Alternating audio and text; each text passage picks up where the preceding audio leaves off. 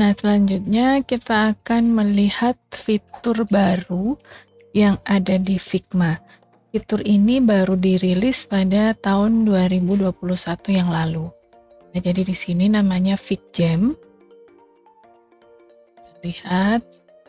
Nah, FigJam itu pada dasarnya adalah berupa papan tulis ya. Papan tulis gitu. Papan tulis yang nantinya ini dapat digunakan untuk kolaborasi antar tim ya. Jadi ini nanti misalnya ide-ide yang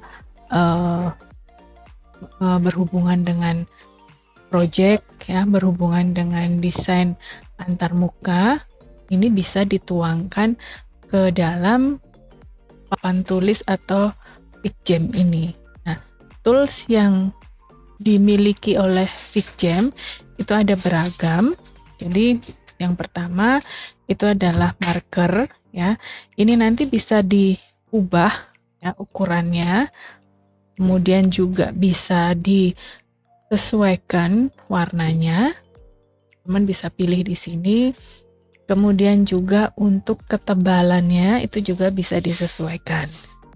Nah, selanjutnya yang kedua ini adalah shape ya. Jadi nanti teman-teman bisa menyesuaikan kebutuhannya, misalnya ingin membuat bentuk segitiga ya. Jadi bisa dipilih di sini. Kemudian ini adalah sticky note. Ya, sticky note ini juga sama, bisa diubah-ubah warnanya, tinggal disesuaikan. Fungsinya itu nanti untuk menulis ya, seperti sticky note yang sudah kita kenal sebelumnya. Nah, untuk teks ini juga nanti kita bisa menggunakan berbagai jenis teksnya. Kemudian ini konektor. Jadi kalau misalnya kita punya lebih dari satu shape ataupun lebih dari satu sticky note, itu bisa saling dihubungkan dengan menggunakan konektor. Kemudian ini, jadi kalau misalnya kita ingin membuat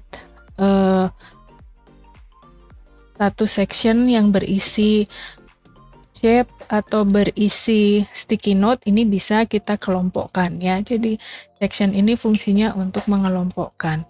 Kemudian di sini ada stem. Ya, di sini stem ini maksudnya adalah berbagai jenis icon yang bisa kita gunakan. Jadi kita ingin memberikan reaksi dari ide-ide teman satu tim kita ya. Jadi misalnya dengan bentuk hati, nah seperti ini. Kemudian dengan smile seperti ini ya. Ini bisa disesuaikan, emotikonnya bisa disesuaikan.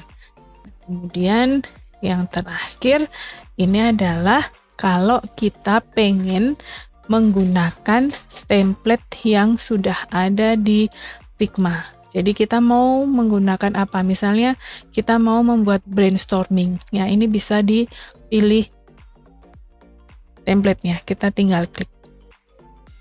Maka akan muncul berbagai pilihan untuk brainstorming ini. Jadi nanti ini bisa disesuaikan. Misalnya kita mau menggunakan yang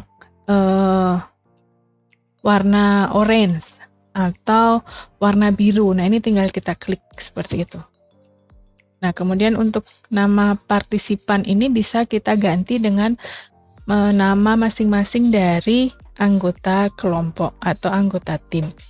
Nah, untuk melakukan kolaborasi ya, teman-teman itu yang sebagai leadernya harus mengundang gitu ya, harus menginvite terlebih dulu anggota timnya. Nah, ini bisa dilakukan kolaborasi ketika undangan yang diberikan oleh leader itu diterima atau di-accept oleh anggota timnya, baru bisa melakukan kolaborasi. Nah, itu tadi fitur pengenalan fitur FigJam dari Figma. Nah, pengenalan Figma sudah selesai. Yuk kita lanjut ke video berikutnya, yaitu struktur dan pembuatan mood board.